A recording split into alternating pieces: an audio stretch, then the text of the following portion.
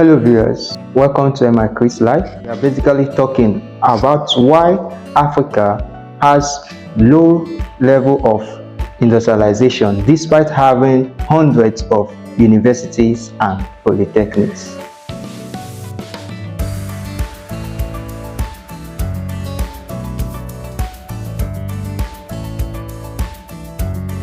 Education is basically the bedrock to industrialization, and the products of industrialization are being developed and produced in the laboratory and workshops, majorly some in the universities. But despite having hundreds of universities and polytechnics in Africa, Africa still has low level of industrialization. So the question is, how can this be remedied, and what are the major factors affecting the low level of industrialization in Africa? Here with me is an academic technologist. I am Engineer Ogweriobino Kechuku of the Department of Chemical Engineering, Michael Okpara University of Agriculture, Umudike, Abia State, Eastern Nigeria, the Federal Republic of Nigeria. Okay. Thanks for having me in your school and in this department, chemical engineering, and your lab. So today, basically, we're actually going to be asking some series of questions based on industrialization. So one of the core questions I would like to ask is, why, due to the massive number of universities and polytechnics we have in Africa, Africa still experience low level of industrialization? What could be the main factors causing this effect? There are several factors why the educational system in Africa has not helped Africa to achieve massive industrialization. One of the factors is the way the university system and the polytechnic systems are actually structured. They're not structured to solve our problems. Now, the reason is because they look at the colonial masters when they colonized Africa. They deliberately did not establish universities and polytechnics, forcing our founding fathers to do the job themselves. Now, unfortunately, our founding fathers did not know the difference between STEM-based universities and non-STEM-based universities. When I say STEM-based universities, I mean the science, the technology, engineering, and mathematical-based courses. Those courses around this. Now, the colonial masters deliberately did that for a reason. Now, the reason is because in 1904 to 1905, there was a great war between Japan and Russia. And for the first time, a non-white nation defeated the white nation. The Japanese defeated the Russians in a great war.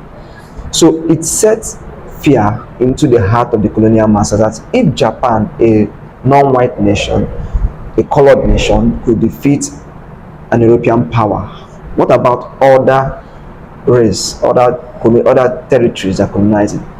So the colonial masters deliberately refused to set up universities and polytechnics. So when they found our founding fathers, take for example Nigeria, where people like Anina Mzazikiwe, Bafemi Awolowo, Ahmadu Bello, when they decided to set up universities to provide university-based education and polytechnic-based education for the Nigerians, they did not know that there's a great difference between STEM-based courses and non-STEM-based courses. Now, what do I mean by that is that the way you teach STEM-based courses is not the same as you teach non-STEM-based courses. Ezekiel should be a lawyer, I'm correct. He did accounting. Then Ahmadu Bello, these are not science. They're not science inclined, so they never know the difference. Because they never know the difference when they establish universities, the early universities, they never structured it to solve our problems. They never really structured it.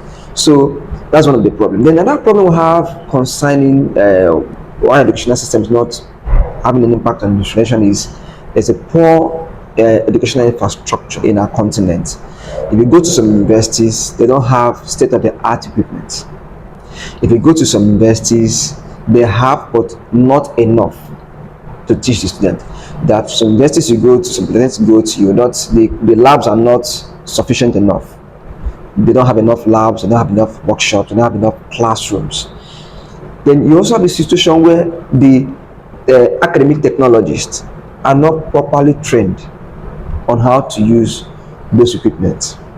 You also have a situation where some equipment that are brought in are not equipments that can be used to teach students. For example, some are brought from China, India. They're not all that good. When you use them for some, they don't give accurate readings, and they easily get spoiled compared to the European ones. Lab equipment and workshop equipment from Europe, America, Australia, New Zealand, Taiwan, South Korea, Japan tend to be better than the ones from China and India. So you have such kind of issue. Then you also have the issue of electricity. Now, for you to develop a product, you need to go into the lab and workshop. The equipment in the lab and workshop, a lot of them make use of electricity. So they have issue of electricity affecting research work. And also have a situation where even when they draft out alternatives to like set up a generator to help power this lab and workshop, you have a situation where you don't have enough diesel to run it 24 hours or to run it at night so that people can carry out their research work effectively. So then again, we also have another problem in Africa, and this is a very big problem now, and that is absence of funds for commercialization. It is one thing to develop a product, it's another thing to commercialize that product. So we have a situation where the government of Africa do not know that they ought to release money every year to the universities and polytechnics to commercialize their innovations and their inventions. They don't know about this fact. So that is a situation where a lot of innovations and inventions are developed and forgotten in the shelf, in the laboratory shelves and workshop. So if these factors and lots more are addressed, I believe that we'll have a situation where a lot of industries will spring up in Africa. We'll have a situation where industries will spring up. And once we have a massive proliferation of industries in Africa, it's going to lead to massive job creation. It's going to reduce migration to Europe. If you look at today in Europe, they have a migration issue where a lot of people are just jumping into Europe, and it's happening in America. So if we get our educational system properly, if we get it right, it's going to have an impact on our industrialization. It's going to lead to massive job creation. It's going to lead to reduction in insecurity, because one problem why we have insecurity is that we have a lot of people who are jobless. When people are jobless, they go into crime. It's going to lead to reduction in migration to Europe. So one of the questions which comes to my mind is this: what can be done to make African universities a vanguard of indigenous industrialization? What can really be done to make us this? Okay, there are several. The first thing is that we need to restructure our universities and polytechnics to solve our problems. You see, I'm going to use Nigeria as a case study. We have a missing link in our STEM-based courses, and that is research and development. Now, the only time students are engaged in something, a little bit of research, is in their final year projects, which I would not really call research work. It's just replication. So we need to see how we can introduce a strong research and development culture within our universities. How can we go about that? This is how we can go about that. We need to make sure that whenever students are given admission into the university, each set of students given admission into the university, each set within each department, that they engage in research and development project work. So what I'm trying to say is that they will start the research and development project work in the 100 level, then defend it while in the 400 level or the 500 level. Now the reason why I say so is this: research and development takes time. It's not a fire brigade approach. If you have ever tried to replicate, to develop something in the lab and workshop, as simple as it looks, but it might take you 2-3 years to develop it. So we need to have a strong R&D culture. Another way to have a strong R&D culture is to have R&D cadre. When you look at the Nigerian university system, the polytechnic system, you find out that you have a lecturing cadre, you have the academic technologists. We don't have an R&D cadre. A cadre of people who have minimum of PhD, people who have developed things, people who have industrial laboratory and workshop experience, people who have worked in industries, people who can lead students to develop latest technology, whether to reverse engineer it, or to recreate it, or to modify existing technology, or to invent something totally new. You need to have such cadre on ground. Then, apart from having such cadre on ground, the government needs to know that they have to make funds available every year.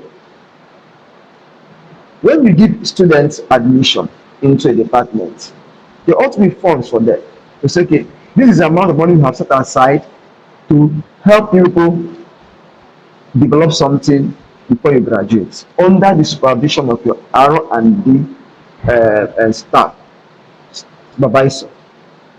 They ought to have such, but we don't have such in the educational system. So it's a big problem. Then another thing again we need to do, the government needs to do is, if you now make available funds for the departments and the faculties to carry out research, and you also ensure that the R&D cadre supervises students in carrying out the research, and carry out this research in that 4 5 years in school. Another thing the government needs to do is to make sure that you make funds available for the commercialization of the innovation.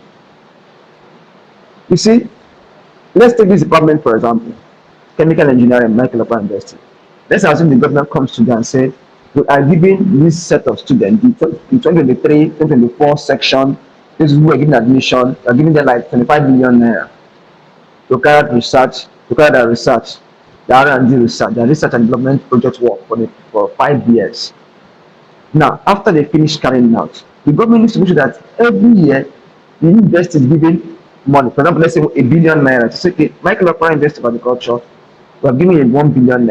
In this ₦1 billion, all innovations, all inventions within your university, use this ₦1 billion to set up an industry around this.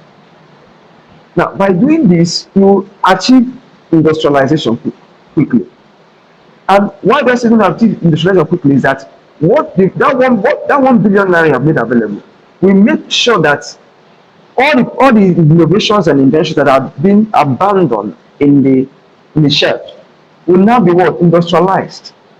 And then when one thing Nigerian government don't understand, the African nations don't understand, is this: it is easy for foreign investors to invest in an existing business than to start from the scratch.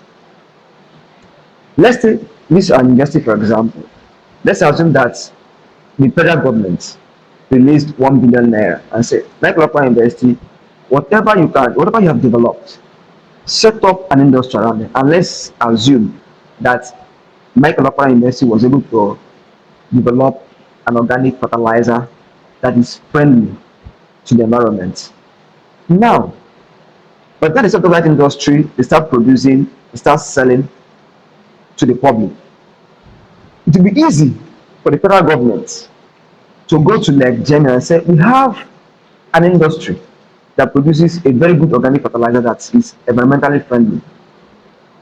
You can come and invest. Now, once those investors from Europe, America, Asia, South America, India, once they come in, they don't need to start from the scratch again. All they need to do is just to come in there and say, okay, you already have a system, a working business. Well, these are money, these are technology, let's partner. And the next thing you know, that small and medium scale industry that the university has set up become a big one. And it is going to create jobs. We're going to create jobs for the students once they graduate. Once they graduate, it's going to create jobs for them. So the government needs to look into these two aspects. How do they make sure they create laws that ensures that students are engaged in research and development that starts from the 100 level and ends in the final year, of which they will send a team from the federation capital in Abuja to come and say, let's interview the student to know if truly you carry out the research in that 5 years. If you do academic research, and what were the results you got? So this the staff in charge will be serious with it. Then once they know, okay, you people have developed these things, oh yeah, take it to the next stage. Commercialize this thing, build an industry around it, mass produce these things, sell it in the market. That's how the insurance kicks up. The another thing again the government needs to know is electricity is something that they must not joke with. It must not be joked with. We need electricity 24 hours. Wow, these informations in which you have given to us today really show a well-enriched knowledge and is a well-enlightened information which can help us fast-track industrialization in Africa. I really thank you for this well speech today. So, to the viewers, I believe with this information, if put into consideration by the policymakers in Africa, it can help fast-track industrialization in the continent. Thank you.